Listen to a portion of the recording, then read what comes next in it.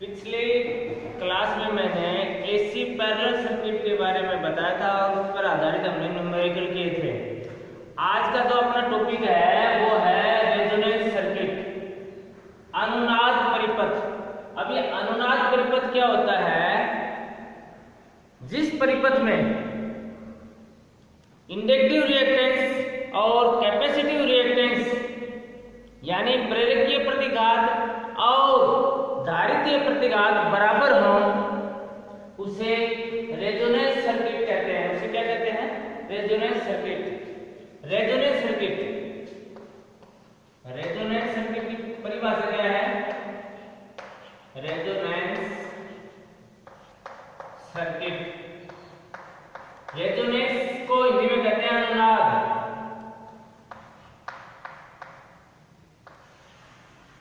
अनुनाद, अनुनाद परिपथ,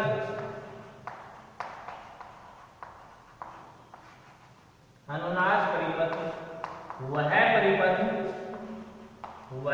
परिपथ जिसमें इंडक्टिव रिएक्टेंस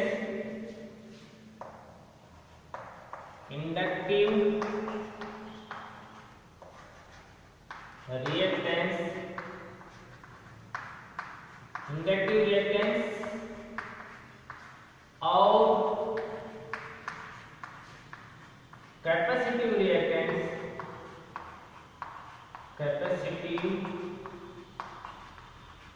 कैपेसिटिव रिएक्टेंस वह परिपथ जिसमें इंडक्टिव रिएक्टेंस और कैपेसिटिव रिएक्टेंस बराबर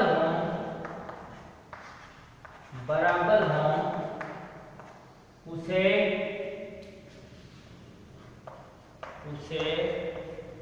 अनुनाद परिपथ कहते हैं। उसे अनुनाद परिपथ कहते हैं।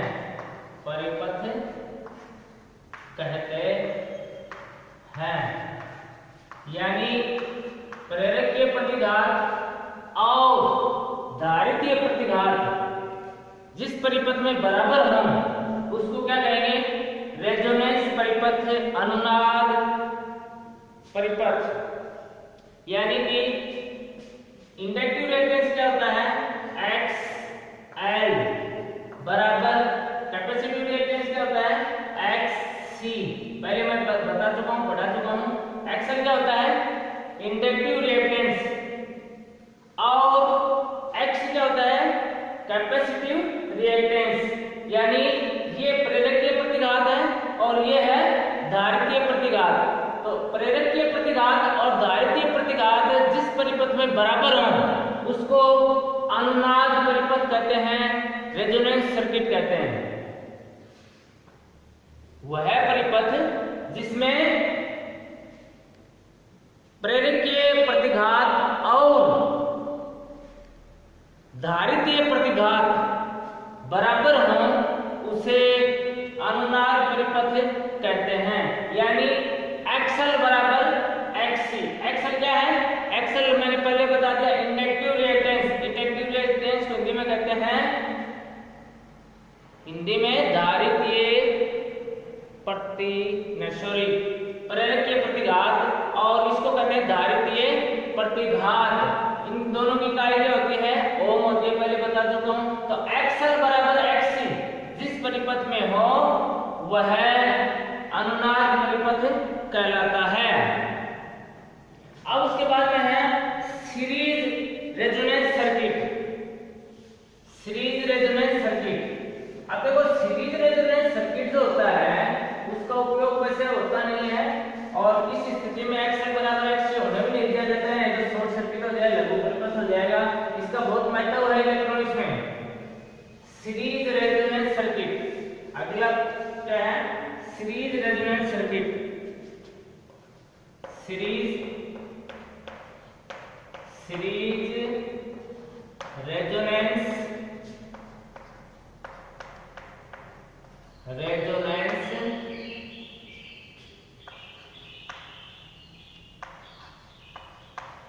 Series resonance circuit, series resonance circuit, श्रेणी अनुनाद परिपथ, श्रेणी अनुनाद परिपथ, श्रेणी अनुनाद परिपथ। अब देखो इसके लिए मैं एक सर्किट डायग्राम बनाता हूं, समझाता हूं पूरा। जब अभी थोड़ी देर पहले मैंने बताया था इंडक्टेंस और कैपेसिटेंस दोनों सीरीज में जुड़े हुए हैं, दोनों सीरीज में जुड़े हो। जैसे ये इंडक्टेंस है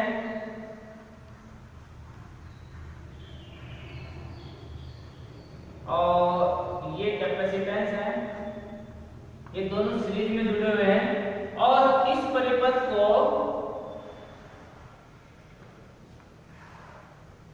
सप्लाई दी गई है एसी।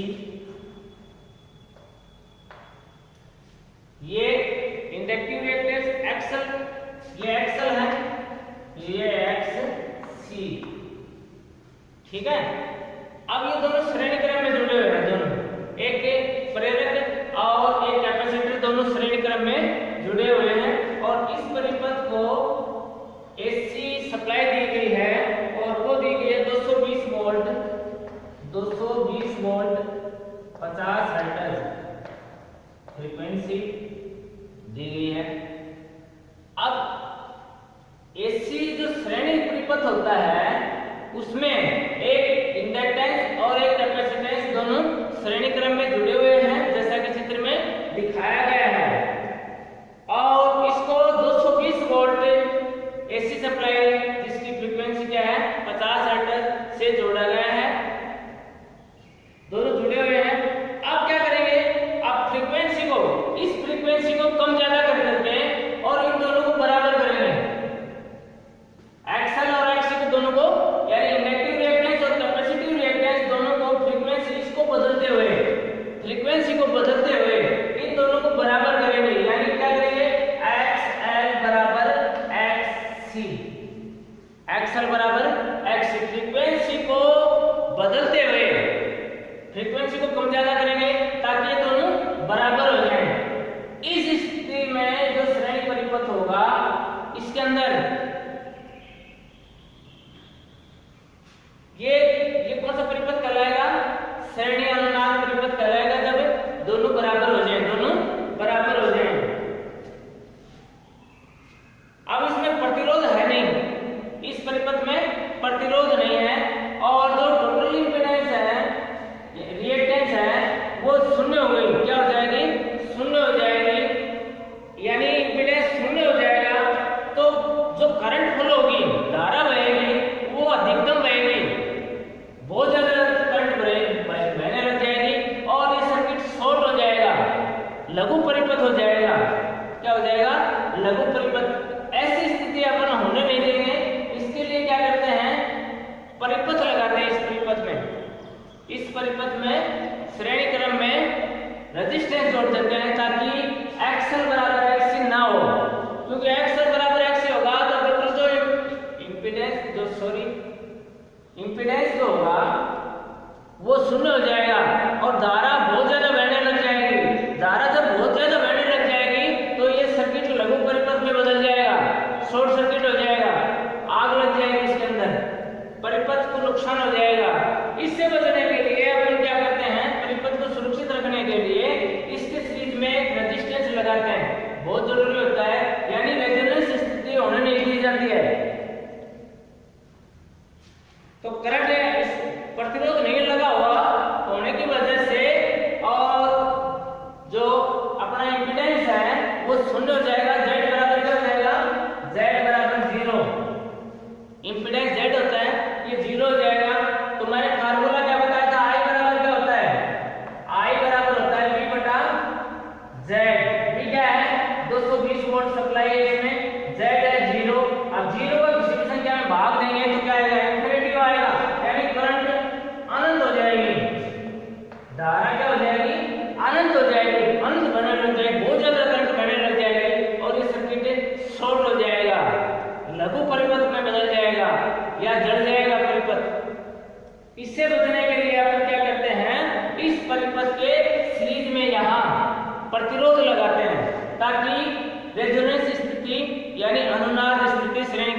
बढ़ पाए। समझ में आ गया? सीरीज रेजोनेंस सर्किट जिसके अंदर इंडक्टेंस और कैपेसिटेंस दोनों सीरीज में जुड़े हुए हैं। अब हम फ्रीक्वेंसी को कम ज्यादा कर देंगे, फ्रीक्वेंसी को बदल करके और इन दोनों को बराबर करेंगे तो रिएक्टेंस क्या हो जाएगी? शून्य हो जाएगी, यानी इंपीडेंस का मान 0 हो जाएगा। इंपीडेंस का मान क्या हो जाएगा? 0 हो जाएगा। 0 हो जाएगा तो करंट बहुत ज्यादा फ्लो करने लग जाएगी, बहुत ज्यादा बहने लग जाएगी। जैसा कि मैंने ये उदाहरण दे करके बताया है, करंट जब इंपीडेंस 0 होगा तो करंट अनंत हो जाएगी, यानी बहुत ज्यादा करंट हो जाएगी और सर्किट शॉर्ट हो जाएगा, सर्किट को नुकसान हो जाएगा, परिपथ भंग हो जाएगा।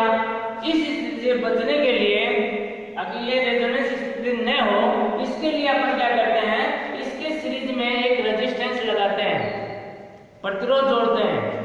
प्रतिरोध जोड़ने से क्या होगा? इंपीडेंस का मान शून्य नहीं होगा, और इंपीडेंस का मान शून्य नहीं होगा तो धारा अनंत नहीं होगी, धारा अनंत नहीं होगी। तो सीरीज रेजोनेंस सर्किट वह परिपथ होता है जिसमें इंडक्टिव रिएक्टेंस और कैपेसिटिव रिएक्टेंस बराबर हो। अब ये बराबर करने के लिए क्या करेंगे? हम फ्रीक्वेंसी को बदलेंगे, फ्रीक्वेंसी को कम ज्यादा करेंगे ताकि दोनों बराबर हो जाएं। बराबर हो गए तो रिएक्टेंस होगी वो अपने शून्य हो जाएगी, यानी इंपीडेंस का मान 0 हो जाएगा। इंपीडेंस का मान जब 0 होगा तो करंट बहुत ज्यादा बहने लग जाएगी, अधिकतम मैक्सिमम बहने लग जाएगी, मैक्सिमम धारा फ्लो होगी इस सर्किट के अंदर। तो ये सर्किट क्या हो जाएगा? शॉर्ट हो जाएगा या भंग हो जाएगा, सर्किट टूट जाएगा। इस स्थिति से बचने के लिए हम सीरीज में क्या लगाते हैं? प्रतिरोध जोड़ते हैं। इस प्रतिरोध जोड़ने से क्या होगा? इंपीडेंस का मान बढ़ जाएगा, इंपीडेंस 0 नहीं होगा, और इंपीडेंस 0 नहीं होगा तो धारा अनंत नहीं बहेगी। तो सीरीज जो रेजोनेंस सर्किट होता है ये बहुत ही नुकसानदायक होता है, बहुत ही नुकसानदायक होता है, और सीरीज रेजोनेंस स्थिति कभी भी परिपथ में नहीं होने देनी चाहिए। इससे बचने के लिए अपन क्या करेंगे? इस परिपथ के सीरीज में रेजिस्टेंस लगाएंगे। क्या लगाएंगे? प्रतिरोध जोड़ेंगे ताकि इंपीडेंस का मान शून्य ना हो और करंट मैक्सिमम ना हो। एसी सीरीज रेजोनेंस सर्किट वह परिपथ होता है जिसमें इंडक्टेंस और कैपेसिटेंस दोनों सीरीज में जुड़े हुए हों और उनकी रिएक्टेंस यानी इंडक्टिव रिएक्टेंस और कैपेसिटिव रिएक्टेंस इस फ्रीक्वेंसी को बदलते हुए बराबर कर दी जाए तो इंपीडेंस का मान 0 हो जाएगा। इंपीडेंस का मान जब 0 होगा तो मैंने देखो ये बताया फार्मूला क्या होता है? I बराबर V बटा Z। क्या है? वोल्टेज। Z क्या है? इंपीडेंस। जब इंपीडेंस 0 हो जाएगा, 0 का भाग किसी भी संख्या में देंगे तो क्या आएगा? अनंत आएगा।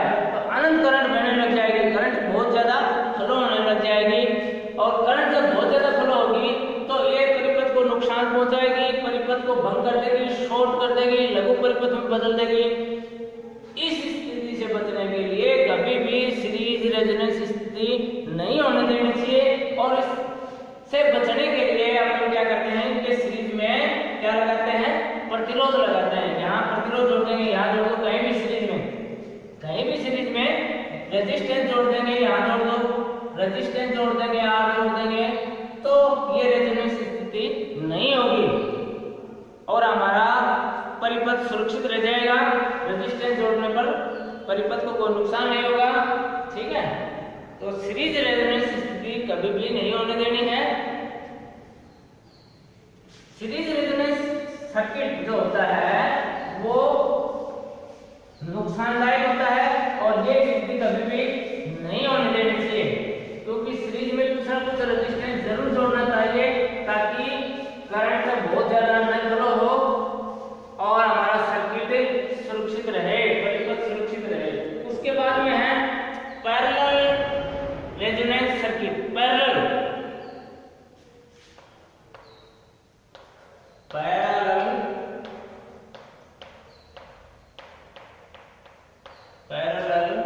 रेजोनेंस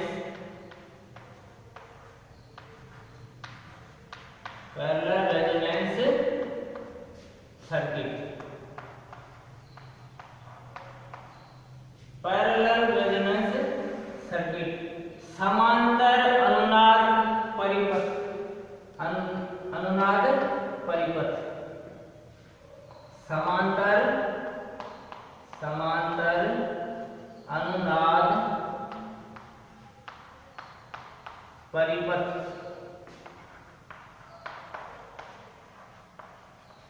समांतर अनुनाद परिपथ। अब देखो इसके अंदर क्या होता है, कैपेसिटेंस और इंडक्टेंस दोनों पैरेलल में जुड़े होते हैं। किसमें जुड़े होते हैं? पैरेलल में। अभी मैं चित्र बना रहा हूं, ये क्या है? इंडक्टेंस कुंडली है और इसके पैरेलल में एक कैपेसिटेंस यानी कैपेसिटर जुड़ा हुआ है। क्या जुड़ा हुआ है?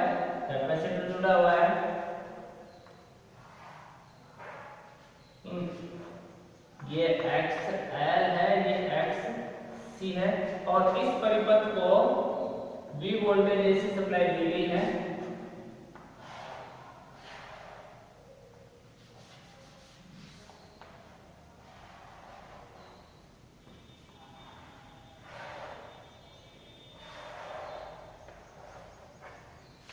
V volt AC supply 50 hertz AC supply दी गई है V वोल्ट। और ये दोनों पैरेलल में जुड़े हुए हैं। ये दोनों क्या जुड़े हुए हैं? पैरेलल में जुड़े हुए हैं। दोनों पैरेलल में जुड़े हुए हैं। अब देखो जब इंडक्टेंस और कैपेसिटेंस दोनों पैरेलल में जुड़े हुए हो तो उस स्थिति में उस परिपथ को क्या कहेंगे? Parallel circuit. जैसा कि चित्र में दिखाया गया है, दोनों पैरेलल में जुड़े हुए हैं। इंडक्टेंस कैपेसिटेंस यानी इंडक्टिव रिएक्टेंस हो गया, कैपेसिटिव रिएक्टेंस हो गया और इसको V वोल्ट सप्लाई से जोड़ा गया है। जिसकी फ्रीक्वेंसी क्या है? 50 हर्ट्ज। यदि सर्किट में XL बराबर XC हो जाए, XL बराबर यानी इंडक्टिव रिएक्टेंस बराबर कैपेसिटिव रिएक्टेंस, XL बराबर XC हो जाए इस परिपथ में, पैरेलल परिपथ में, समांतर परिपथ में, तो सर्किट में कोई करंट फ्लो नहीं होगी। यानी I बराबर क्या हो जाएगा? 0 हो जाएगा। XL बराबर XC हो जाए। जब इस परिपथ में हो जाए, फ्रीक्वेंसी को बदलते हुए दोनों बराबर कर ले तो क्या होगा? जो करंट फ्लो होगी वो शून्य होगी। सर्किट में कोई करंट फ्लो नहीं होगी, सर्किट काम नहीं करेगा, कोई करंट नहीं पाएगी। और सर्किट की जो एडमिटेंस है Y एडमिटेंस है वो उसका मान 0 हो जाएगा। एडमिटेंस क्या हो जाएगी? 0 हो जाएगी। तो I बराबर क्या हो जाएगा? I बराबर क्या होता है? मैंने बताया पैरेलल सर्किट में I बराबर होता है VY। V कितना है? कितना भी मान लो, जैसे मान लो 200 वोल्ट सप्लाई है, 220 मान लो, 220 वोल्ट मान लो, तो ये 220 गुना Y का मान 0, तो करंट क्या हो जाएगी? 0 एम्पियर बहना चाहिए। कोई करंट फ्लो नहीं होगी एम्पियर। इस परिपथ में जब यह अनुनाद स्थिति में होगा, रेजोनेंस स्थिति में होगा पैरेलल परिपथ, तो इंडक्टिव रिएक्टेंस और कैपेसिटिव रिएक्टेंस दोनों बराबर हो तो एडमिटेंस 0 हो जाएगी और करंट इस परिपथ में 0 हो जाएगी, कोई करंट फ्लो नहीं होगी। अब इस परिपथ में अपन रेजिस्टेंस जोड़ेंगे तभी कुछ न कुछ करंट बहने लगेगी और सर्किट काम करेगा। तो इसमें भी परिपथ का जोड़ना बहुत जरूरी है।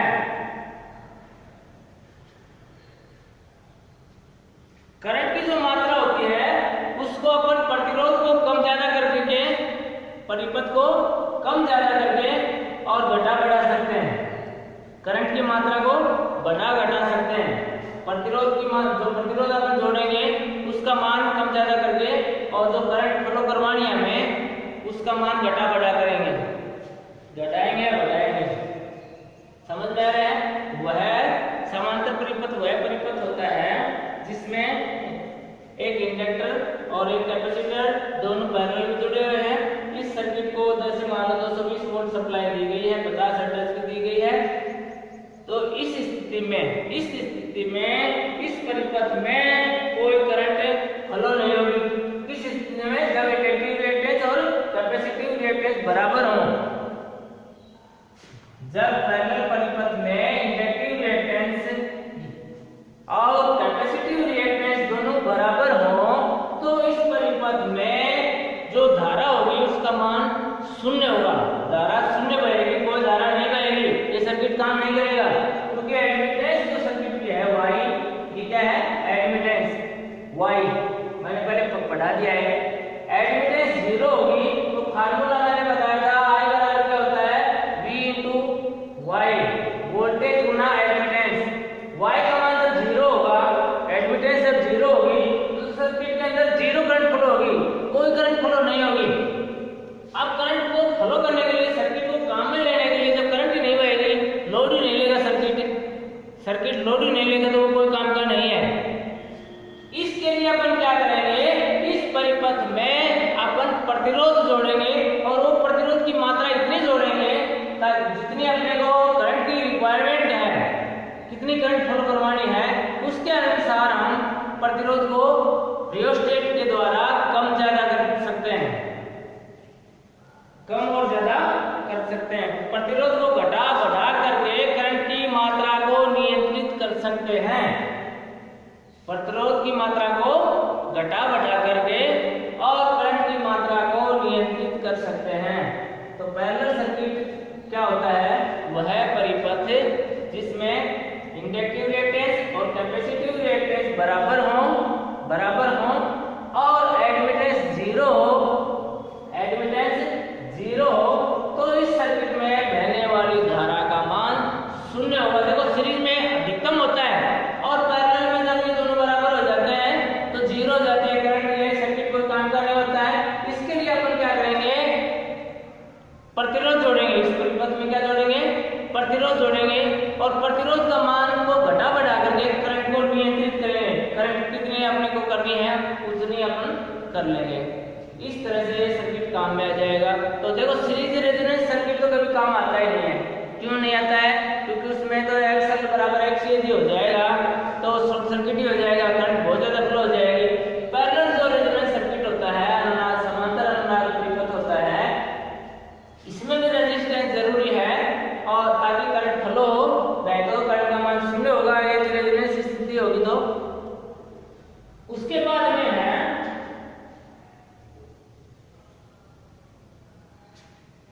समझ में आया? पैरेलल रेजोनेंस सर्किट वह परिपथ जिसमें इंडक्टर और कैपेसिटर दोनों पैरेलल में जुड़े हुए हों और इसको सप्लाई एसी सप्लाई से जोड़ा जाए। अब इस फ्रीक्वेंसी को चेंज करके हम दोनों को बराबर कर देंगे। जब ये दोनों इंडक्टिव रिएक्टेंस और कैपेसिटिव रिएक्टेंस बराबर होंगे तो क्या होगा? एडमिटेंस परिपथ की शून्य हो जाएगी, एडमिटेंस क्या हो जाएगी? 0 हो जाएगी और करंट इसमें फ्लो नहीं होगी, बहेगी नहीं, कोई करंट नहीं बहेगी, करंट का मान शून्य होगा। करंट का मान जब शून्य होगा तो परिपथ काम नहीं करेगा। इसके लिए अपन क्या करेंगे? इसमें प्रतिरोध जोड़ेंगे और प्रतिरोध को मान घटा बढ़ा करके करंट को नियंत्रित करेंगे, करंट की मात्रा को नियंत्रित करेंगे, तब ये सर्किट काम में आएगा। उसके बाद में देखो बार बार आ रहा है रेजोनेंस। अब रेजोनेंस फ्रीक्वेंसी, अब क्या है? रेजोनेंस फ्रीक्वेंसी, अनुनाद आवृत्ति।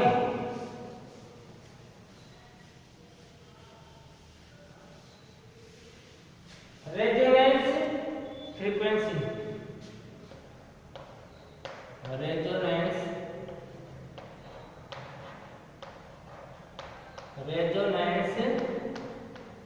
फ्रीक्वेंसी।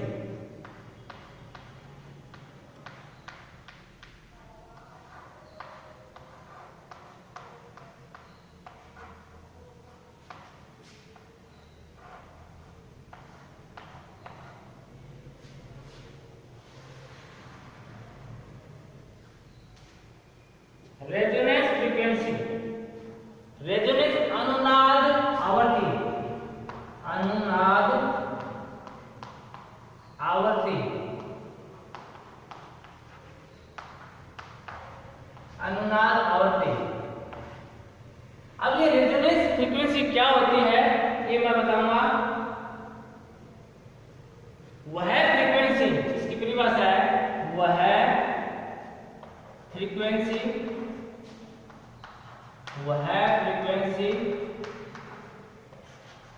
जिस पर इंडक्टिव रिएक्टेंस और कैपेसिटिव रिएक्टेंस बराबर हो जाए, वह फ्रीक्वेंसी या वह आवर्ती, वह फ्रीक्वेंसी जिस पर इंडक्टिव रिएक्टेंस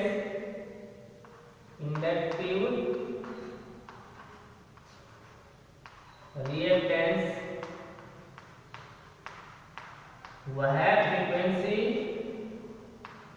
जिस पर इंडक्टिव रिएक्टेंस और कैपेसिटिव हिंदी में भी मैंने बता दिया, इसका नाम ये होता है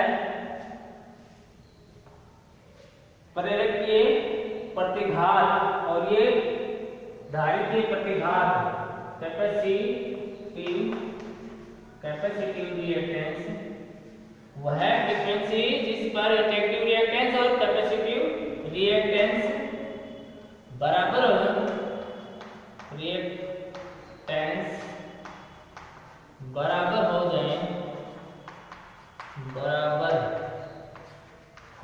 इक्वल हो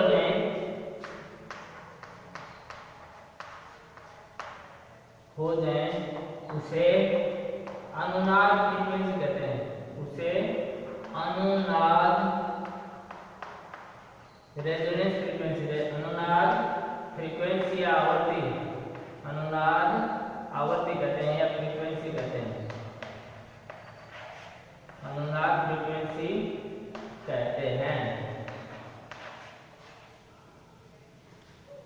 वह फ्रीक्वेंसी वह आवर्ती जिस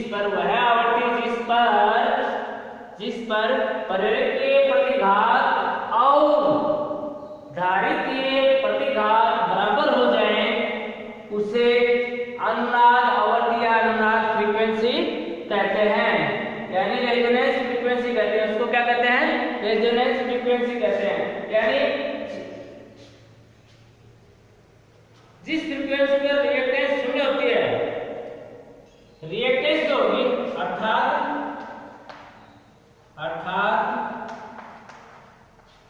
रिएक्टेंस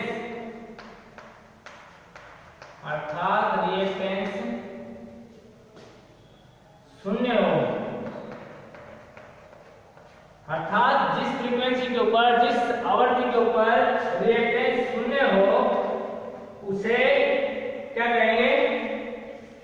अनुनाद आवर्ती कहते हैं। उसको क्या कहते हैं? अनुनाद या रेजोनेंस फ्रीक्वेंसी कहते हैं। यानी XL बराबर XC, XL क्या है? Inductive reactance. XC क्या है? Capacitive reactance. इंडक्टिव रिएक्टेंस और कैपेसिटिव रिएक्टेंस बराबर हो जाए तो क्या कहलाती है?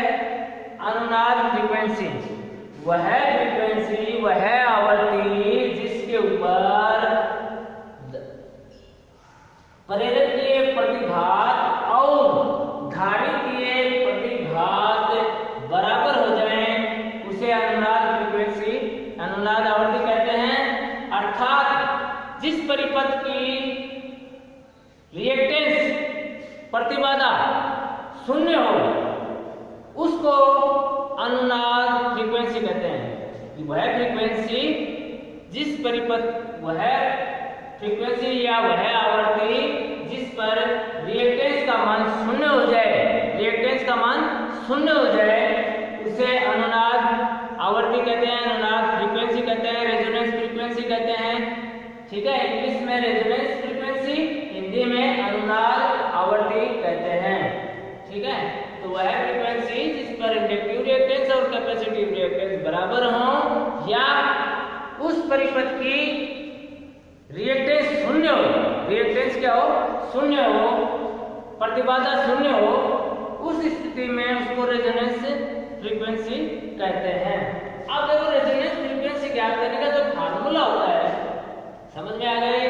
रेजोनेंस फ्रीक्वेंसी क्या होती है? ये इलेक्ट्रॉनिक्स में बहुत ही महत्वपूर्ण है।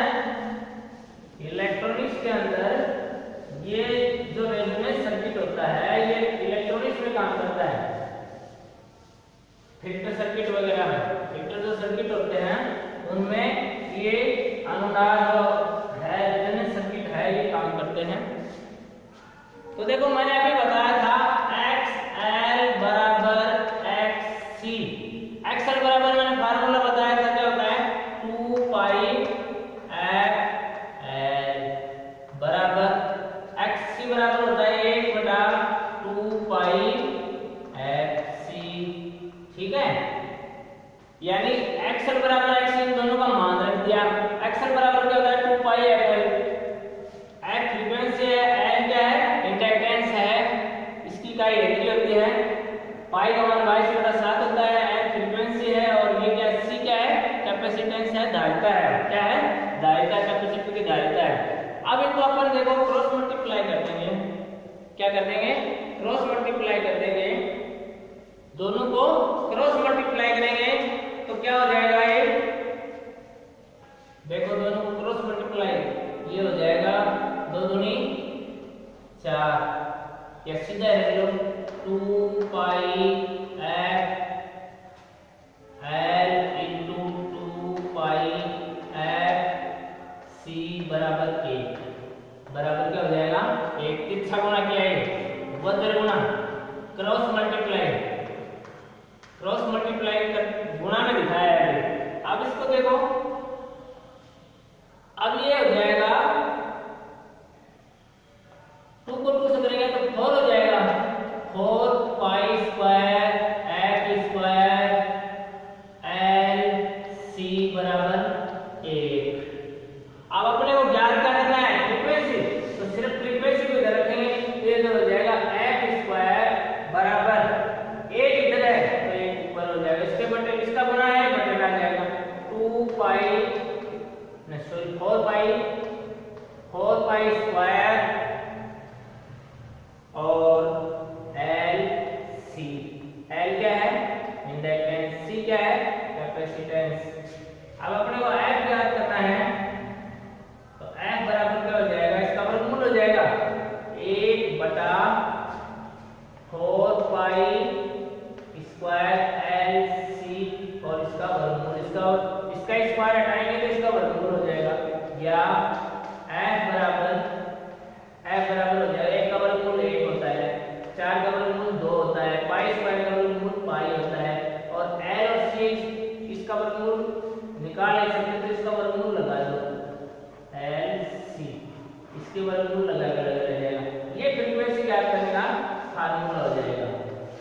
यानी रेजोनेंस फ्रीक्वेंसी बराबर क्या होगा 1/2 पाई √LC। L क्या है इंडक्टेंस, L क्या है इंडक्टेंस, L बराबर है इंडक्टेंस, इसकी इकाई क्या होती है हेनरी, और C क्या है कैपेसिटेंस, इसकी इकाई क्या होती है फैराड।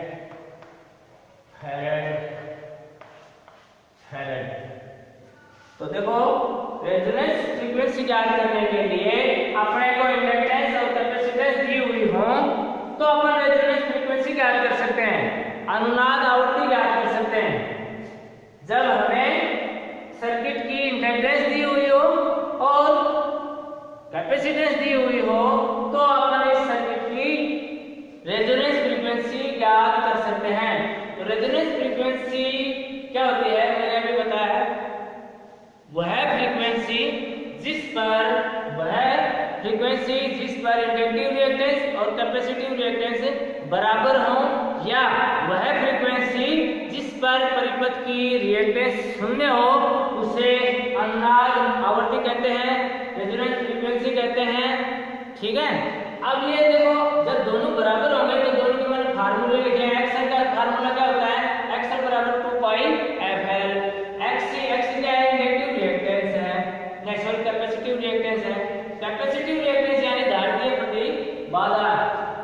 अब इनके फार्मूले लिखते मैंने, एक्सएल बराबर होता है 2 पाई एफएल, एक्ससी बराबर क्या होता है 1/2 पाई एफसी।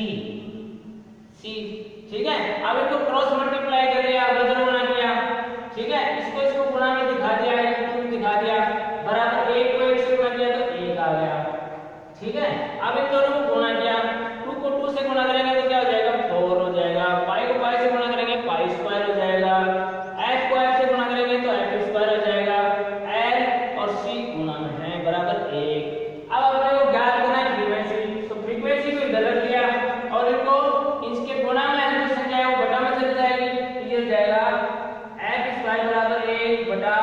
4 pi square LC। अब इसका स्क्वायर हटाएंगे तो इसका वर्गमूल हो जाएगा। 4 का वर्गमूल 2 होता है, पाई स्क्वायर का वर्गमूल पाई होता है, और L और C ये पूर्ण वर्ग नहीं है तो इनके वर्गमूल लगा छोड़ दिया। तो रेजोनेंस फ्रीक्वेंसी ज्ञात करने के लिए F बराबर 1/2 पाई रूट LC। अब ये इकाई क्या है, हर्ट्ज में होगी। अब देखो इसमें मैं लिख देता हूँ साइज क्या क्या है। अब ऊपर देखो लिख दिया मैंने, L बराबर इंडक्टेंस, इसकी इकाई क्या होती है, हेनरी। C बराबर क्या है, कैपेसिटेंस, इसकी इकाई क्या है, फैराड। और F बराबर क्या है, रेजोनेंस फ्रीक्वेंसी। F बराबर क्या है, रेजोनेंस फ्रीक्वेंसी। रेजोनेंस फ्रीक्वेंसी ये है रेजोनेंस फ्रीक्वेंसी। इसकी इकाई क्या है, हर्ट्ज। तो इस प्रकार से हम रेजोनेंस फ्रीक्वेंसी ज्ञात कर सकते हैं। परिपथ की रेजोनेंस फ्रीक्वेंसी ज्ञात कर सकते हैं। तो मैंने आज जो पढ़ाया है मैं दोबारा एक बार रिपीट करता हूँ। रेजोनेंस क्या होता है, वह परिपथ जिसमें इंडक्टिव रिएक्टेंस और कैपेसिटिव रिएक्टेंस बराबर हो उसे रेजोनेंस सर्किट कहते हैं, रेजोनेंस परिपथ कहते हैं, अनुनाद परिपथ कहते हैं। अब उसके बाद बताया था मैंने सीरीज रेजोनेंस सर्किट, श्रेणी अनुनाद परिपथ जिसमें इंडक्टेंस और कैपेसिटेंस दोनों सीरीज में जुड़े हुए हों।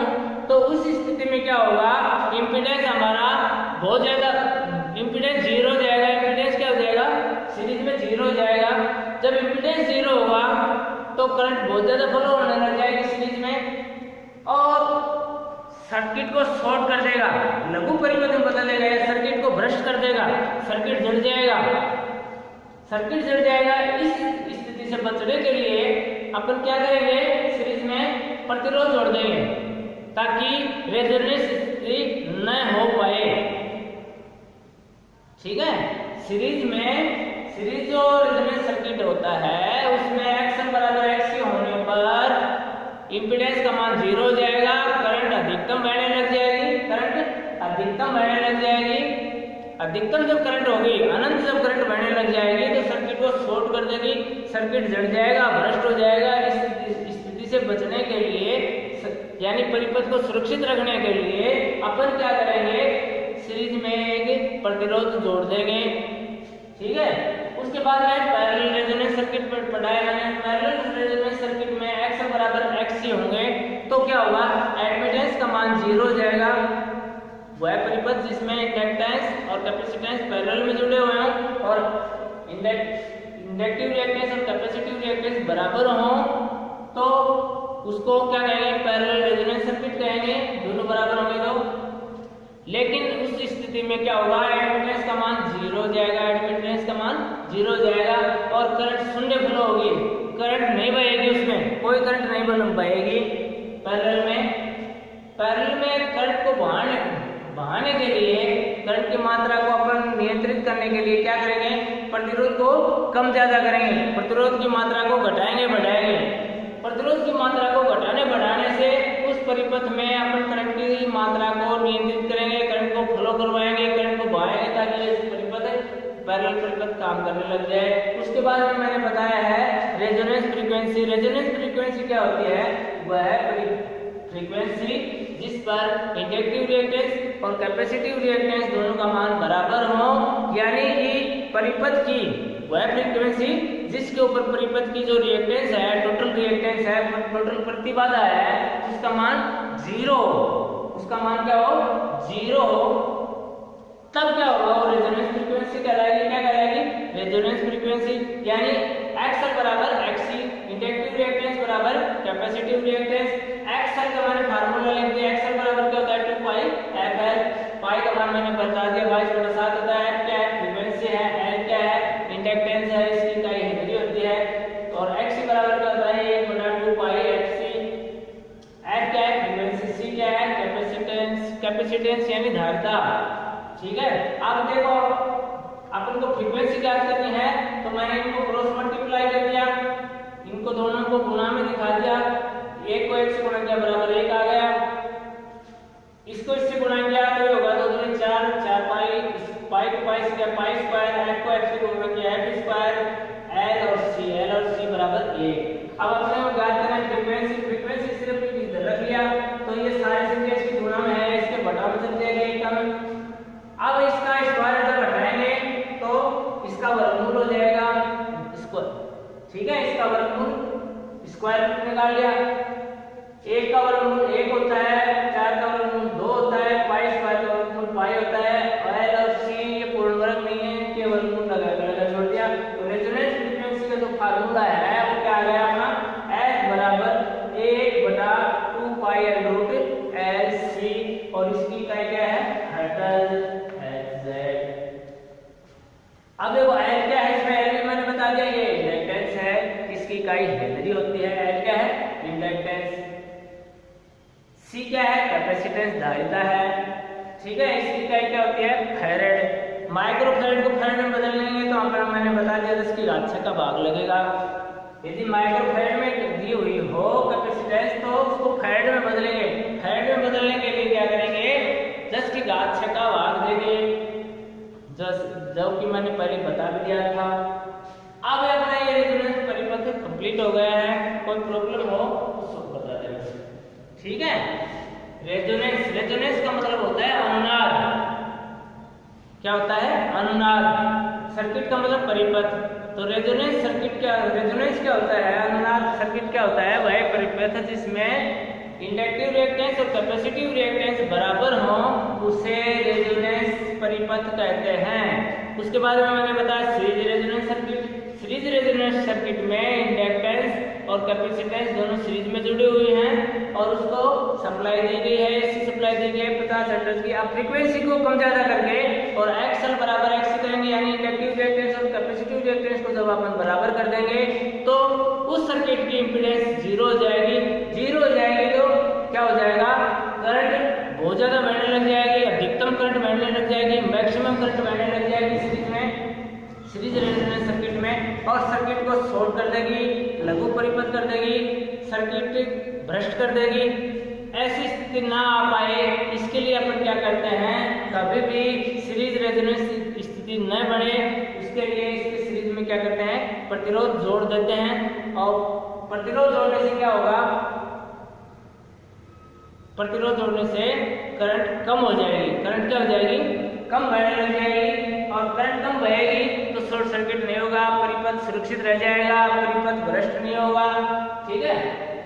उसके बाद में पैरेलल रेजोनेंस सर्किट मैंने बताया था। पैरेलल रेजोनेंस सर्किट क्या होता है, जिसमें इंडक्टेंस कैपेसिटेंस दोनों सीरीज पैरेलल में जुड़े हुए हों, और तो एडमिटेंस 0 हो जाएगी, करंट 0 फ्लो होगी। करंट को बढ़ाने के लिए प्रतिरोध जोड़ेंगे ताकि करंट उसमें फ्लो हो, ठीक है। उसके बाद में है रेजोनेंस फ्रीक्वेंसी, अनुनाद आवृत्ति। अनुनाद आवृत्ति क्या होती है, वह आवृत्ति जिस पर XL और X दोनों बराबर हो, यानी सर्किट की जो रिएक्टेंस है वो 0 हो, उस स्थिति को क्या कहेंगे अनुनाद फ्रीक्वेंसी कहेंगे, अनुनाद आवृत्ति कहेंगे।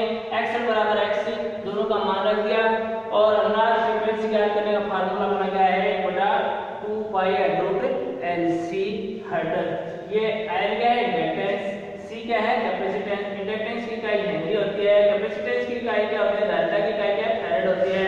यदि पर सर्किट में माइक्रो फैराड में दी हुई हो और शॉर्ट करनी हो तो माइक्रो फैराड को फैराड में बदलेंगे तो 10 की घात 6 का भाग लगेगा। F क्या है रेजोनेंस यानी अनुनाद आवृत्ति है, इसकी इकाई हर्ट्ज है। आज का टॉपिक यही है।